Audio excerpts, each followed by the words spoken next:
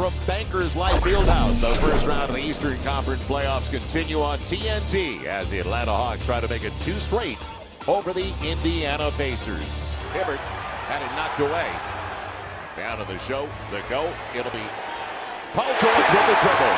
Stevenson on the assist. And an early burst of 7 for the Pacers, and they needed it. And on the run, it is Paul George. Thought he got contact. How about the high post passes early of David West? David West told me it's time to prove we're still the best defensive team in the league, using that to fuel the offense. And Joel and Chris, you called it.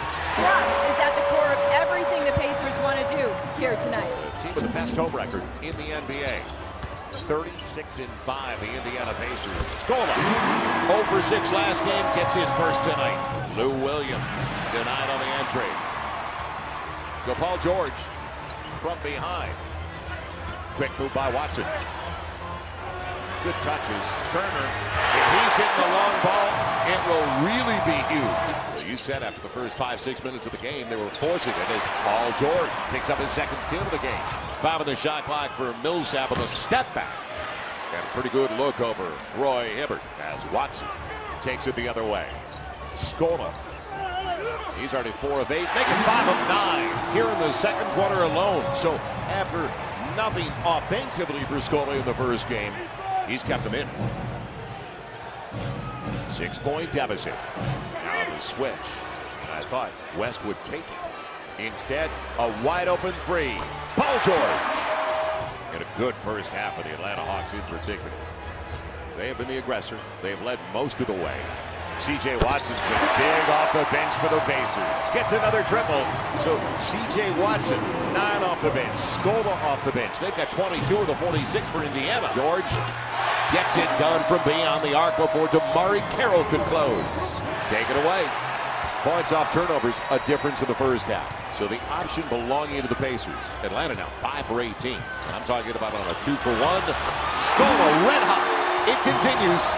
Out of time, Millsap has to take it. He saw the shot clock, and it goes off the score. The final 4 seconds. Paul George knows the triple to the buzzer. Got it!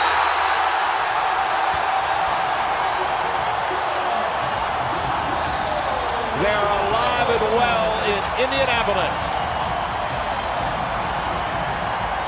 A 31-13 haymaker, outscoring the Hawks in the third for the Pacers.